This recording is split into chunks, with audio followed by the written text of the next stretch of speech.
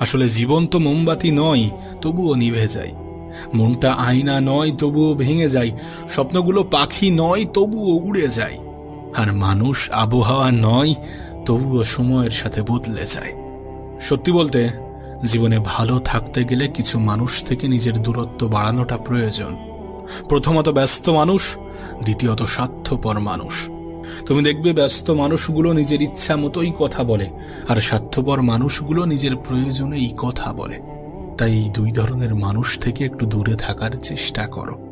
দেখো, দিন শেষে তুমি এটা অনুভব করবে যে কিছু মানুষ তোমাকে সত্যি ব্যবহার করার চেষ্টা করবে, কিছু মানুষ সত্যি সুযোগের সৎ ব্যবহার করার চেষ্টা করে। দিন শেষে তুমি এটা অনুভব করবে যে খুবই স্বল্প সংখ্যক মানুষই আপন হবে, বেশিরভাগ মানুষই আপন হওয়ার অভিনয় করবে। দিন শেষে তুমি যখন আপন মানুষগুলোকে খুঁজতে যাবে, সর্বপ্রথম তুমি নিজেকেই